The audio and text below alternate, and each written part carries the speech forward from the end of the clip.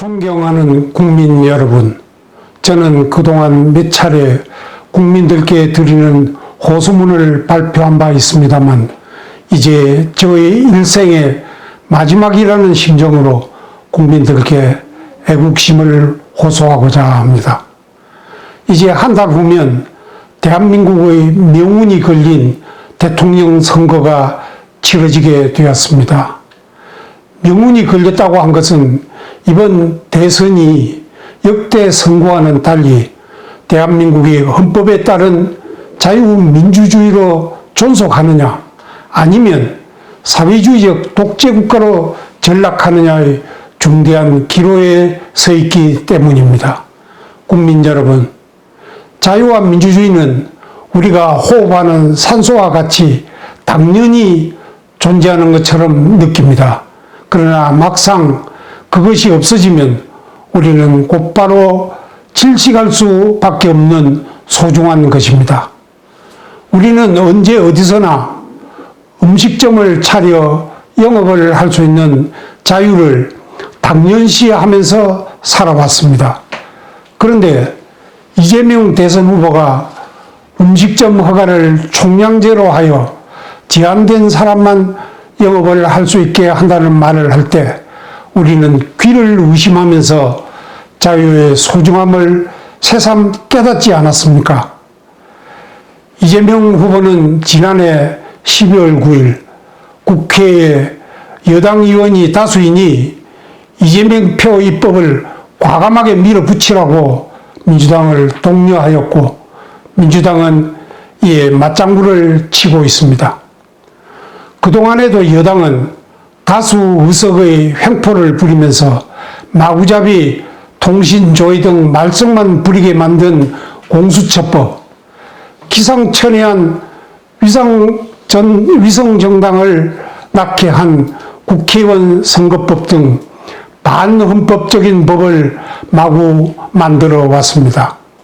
그런데 이 후보의 말처럼 다수 의석으로 법을 마음대로 밀어붙이는 독재적 통치를 한다면 민주주의의 소중함을 얼마나 더 절실하게 느끼게 되겠습니까? 사람들 중에는 화근이 닥치기 전에 결과를 예측하고 대비하는 지혜로운 사람이 있는가 하면 화를 입고서야 뒤늦게 깨닫고 후회하는 어리석은 사람도 있습니다.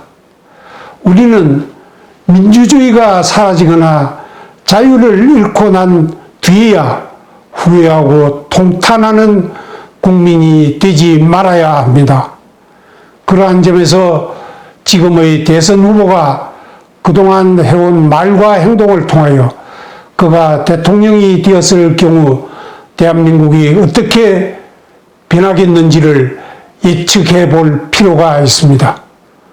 국가가 존립하기 위한 3대 요소를 영토, 국민, 주권이라고 합니다.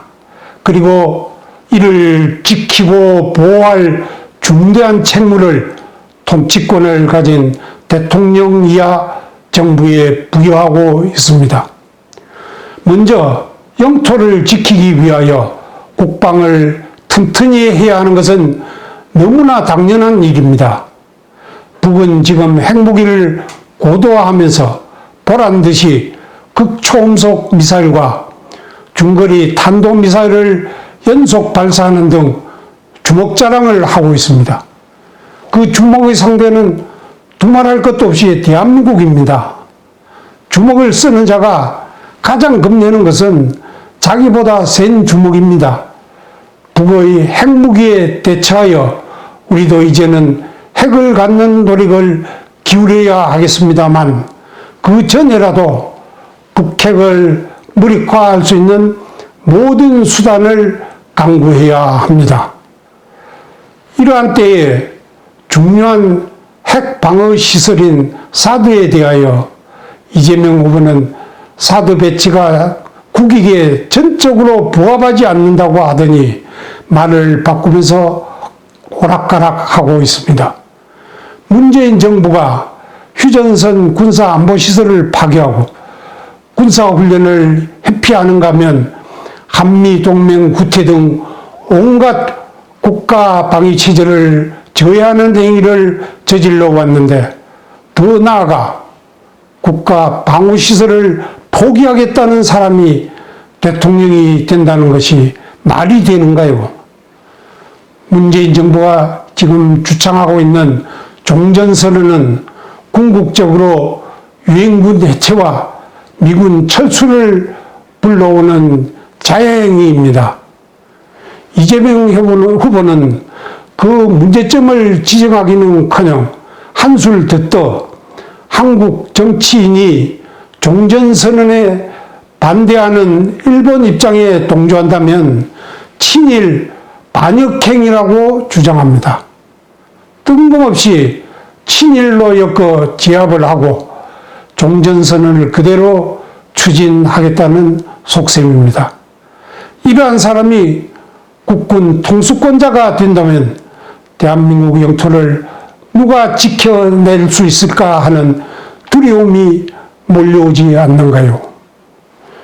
외교는 국방 못지않게 국가를 지키는 데 중요한 것임에도 문재인 정부는 대북 굴욕 외교에다 우방 미국과의 동맹 훼손 행위를 하여 왔습니다.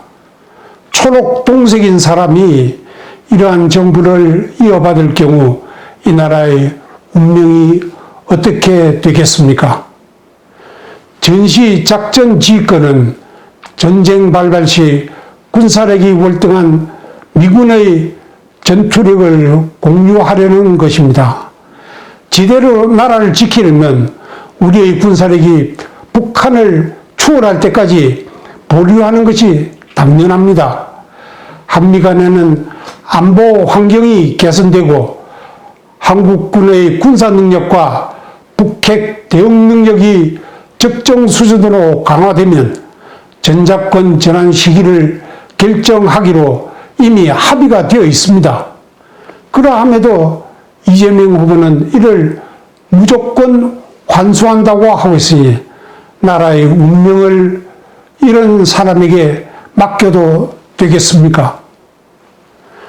우리나라가 북한의 기습 침략으로 존망의 위기에 처했을 때 미국이 참전하여 우리를 구하여 준 것은 역사가 증명하는 엄연한 사실입니다.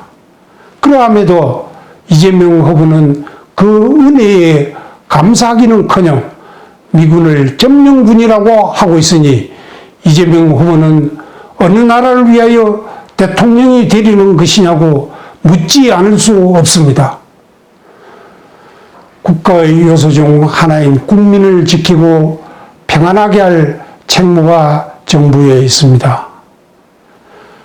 무방비 상태로 해안에 떠 있는 우리 국민을 북한 군인이 총살을 한 후 불에 태운 만행에 대하여 문재인 정부나 집권 여당의 이재명 후보는 한마디 항의도 하지 않았습니다.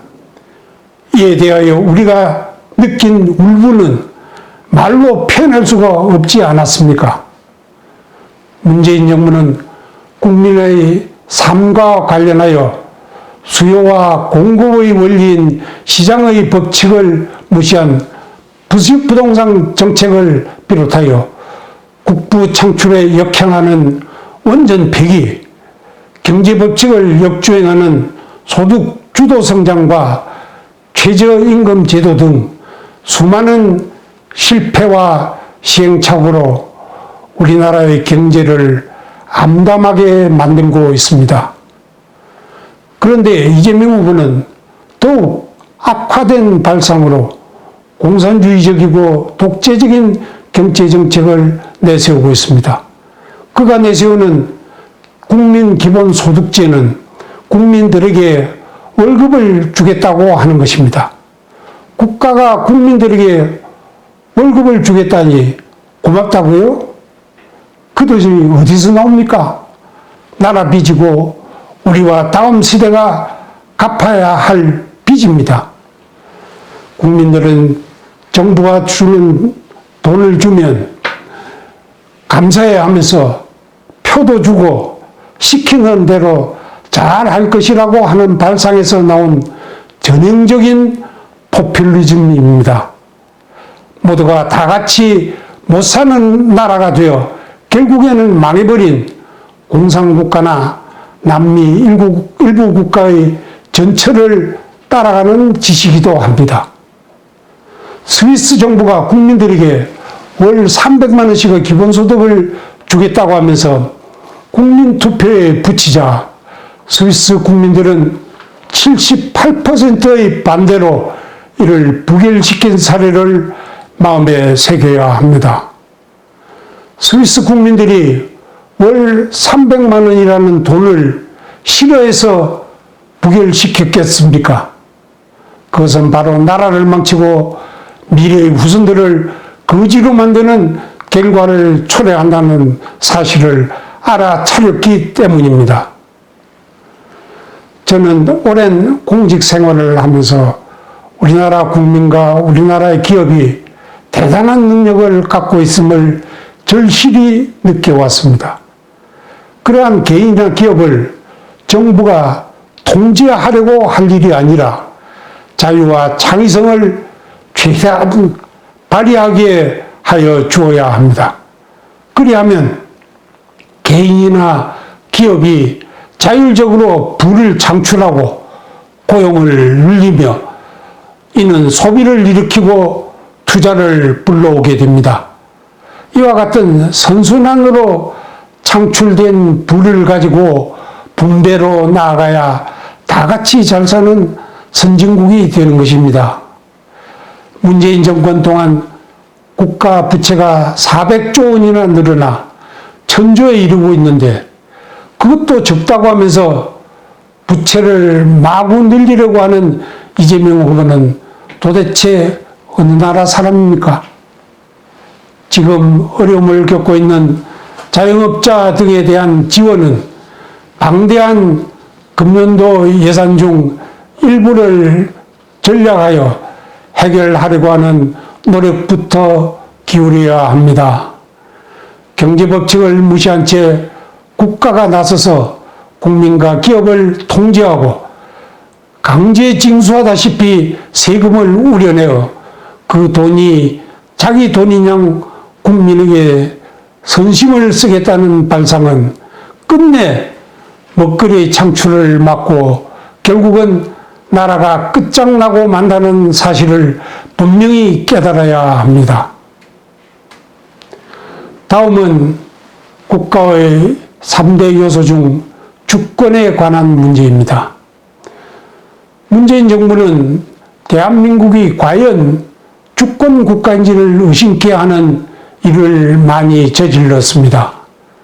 취임 초부터 중국에 가서 우리나라를 소국으로 칭하면서 마치 중국의 변방국인 것처럼 국격을 깎아내리더니 북한에 가서는 남쪽 대통령이라고 자신을 호칭함으로써 대한민국 헌법과 국민들의 자존심을 여지없이 짓밟고 말았습니다. 저는 이러한 행위만으로도 대통령이 탄핵을 받아야 할 일이라고 생각합니다.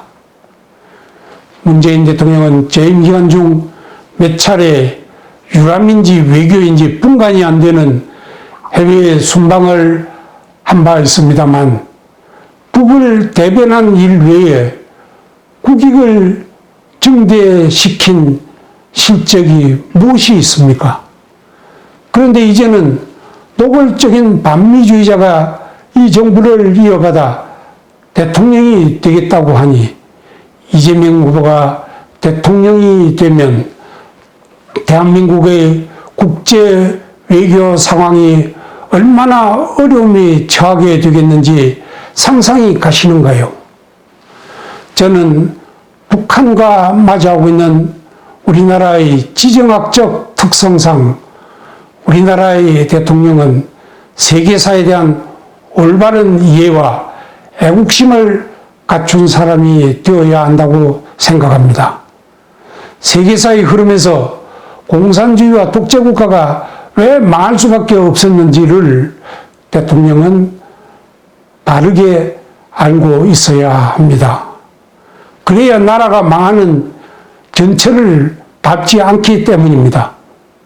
더구나 조국에 대한 애국심이 없는 사람이 어떻게 대통령이 될 수 있다는 말입니까? 자기 나라를 태어나지 말아야 할 존재일 뿐만 아니라 정통성이 없다고 하면서 건국일마저 부정하는 세력에게 통치권을 맡겨서야 되겠습니까? 이재명 후보는 자기가 제시한 추경안을 기재부가 반대하자 임명직 공무원은 선출 권력의 지위에 따르도록 헌법과 법률에 규정되어 있다고 했습니다. 그러나 헌법은 공무원은 국민 전체에 대한 봉사자이며 국민에게 책임을 진다고 하였지 선출직에게 책임을 진다는 말은 어디에도 없습니다. 이런 반헌법적인 발상은 독재자가 흔히 합법을 가장한 독재를 할 때 사용하는 행태입니다. 그리고 대통령은 겸손과 포용력 그리고 책임감을 갖춘 사람이 되어야 합니다. 문재인 대통령처럼 겸손은커녕 틈만 나면 수치를 꽤 맞춰서라도 자랑이나 하려고 하는 사람은 대통령이 되어서는 안 됩니다. 문재인 정권처럼 편가르기와 반대편 적대시 정책에 골몰해서는 안 됩니다. 이재명 후보가 광주에 가서는 박정희 전 대통령이 전라도를 소외시켰다고 하다가 경북에 가서는 영남이 역차별받고 있다고 하였습니다. 이 말은 지역 간을 이간하는 운동으로서 지도자로서는 가장 경계해야 할 말을 서슴없이 한 것입니다.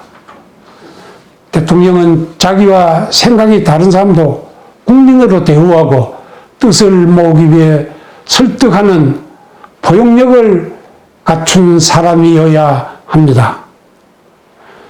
자기의 잘못을 부하에게 전가하지 말고 솔직히 사과하는 그것은 대통령이 갖춰야 할 중요한 덕목입니다. 국민 여러분, 우리는 여기에 주목해야 합니다. 이재명 후보는 대장동 사건에 대하여 몸통이 야당이라고 하면서 뒤집어 씌우기를 하더니 자신과 해외여행을 한 사람이 대장동 게이트에 연루된 것으로 나타나자 모르는 사람이라고 발뺌합니다. 급기야는 핵심 역할을 한 사람이 극단적인 선택을 했음에도 아무런 뉘우침이 없습니다. 우리는 수족이 몸통으로 변하는 억울함을 참지 못해 세상을 등진 그분들을 위해 분노해야 하지 않겠는가요? 무엇보다 대통령이 리더십을 발휘하려면 국민의 신뢰가 바탕이 되어야 합니다. 그런데 이재명 후보는 박근혜 전 대통령을 존경한다고 하였더니 그런 줄 알더라고 하면서 공공연히 거짓말한 것을 자랑처럼 말하고 있습니다. 이 말만으로도 그가 인격적으로 어떤 사람인지를 잘 표현해 주고 있습니다. 이러한 사람이 앞으로 자기가 한 말을 뒤집을 것은 불을 보듯 뻔합니다. 국가 지도자가 된 후 내가 한 공약이 진실인 줄 알아서 하면서 딴소리를 할 때 국민이 받는 황당함과 절망감은 얼마나 크겠습니까? 국정 운영이나 가능하겠습니까? 이재명 후보는 국민 1인당 최소 50만 원씩의 전 국민 지원금을 주겠다고 했다가 이틀 만에 철회하더니 다시 그 자금을 위한 30조 원 규모의 추경안을 처리하겠다고 번복한 바 있습니다. 그러더니 아니나 다를까 또다시 전 국민 지원을 보류하겠다고 했습니다. 2달 사이에 3차례 공약을 번복했습니다. 솔직히 말하자면 국가 예산으로 표를 사려고 꾀를 부리면서 이런 늘뛰기 장난이 이루어진 것입니다. 그뿐만 아니라 부동산 불로소득 환수론, 주 4일 근무제, 국토 보유세 등 오락가락 공약을 수없이 반복하여 이미 신뢰를 잃었습니다. 그의 공약은 언제 어떻게 변할지 알 수 없게 되었습니다. 이러한 사람을 어떻게 최고 지도자로 모실 수 있다는 말입니까? 대통령은 최소한이 아니라 상당한 인격을 갖추어야 합니다. 대통령은 국가의 최고 지도자로서 국민, 공직자와 마주해야 합니다. 국가 수반으로서 외국 원수들과 대등한 외교에 나서야 합니다. 따라서 상당한 인격을 갖추지 않으면 대한민국의 국격과 신뢰가 손상되기 마련입니다. 그런데 이재명 후보는 검사를 사칭한 죄를 비롯하여 특수공무집행방해죄 등 고약한 범죄 전과 사범에다 형수에게 쌍욕을 퍼붓는 폐륜 행위를 저지른 바 있고, 그의 아들의 도박 문제가 논란이 되자 서슴없이 아들은 남이라고 했습니다. 이러한 사람이 대한민국의 최고 지도자가 된다는 것을 상상만 해도 얼굴이 화끈거리지 않는가요? 이러한 인격을 가진 사람이 어떻게 국무회의를 이끌어가고 잘못하는 부하 공직자를 질책할 수 있겠는가요? 질책을 받은 부하가 어떤 얼굴로 대통령을 쳐다볼까요? 국민 여러분, 저는 이런 장면을 떠올리면 끔찍스러워 잠을 이룰 수 없습니다. 이러한 것을 맹목적으로 뒤따르던 국민들께서도 이제는 진정한 애국심으로 돌아가 냉철하게 판단해 보시기 바랍니다. 이 나라는 내 부모, 내 자녀, 내 형제, 그리고 내 후손들이 풍요롭고 평안하게 살아가야 할 곳입니다. 저는 며칠 전 어느 이웃 사람으로부터 우리나라가 이상한 나라가 되었다고 하는 말을 듣고 내내 이 말을 잊을 수가 없습니다. 지금 빙산의 일각으로 드러나고 있는 부패와 부정, 위선들을 척결하야만 나라가 정상이 됩니다. 지금 정부의 잘못된 환부를 체험을 통해서 잘 알고 있는 사람, 그리고 이를 시정하고 사회 정의를 바로 세울 수 있는 사람이 대통령이 되도록 합시다. 그리하여 모든 부조리를 깨끗이 파헤쳐 국민들의 궁금증을 해소하고 정상국가를 만들어 편안하게 살아가도록 합시다. 우리나라에 국난이 있을 때마다 국민들이 이를 극복하는 데 앞장서 온 것처럼 다 같이 투표에 적극적으로 참여하여 정권을 바꿉시다. 감사합니다.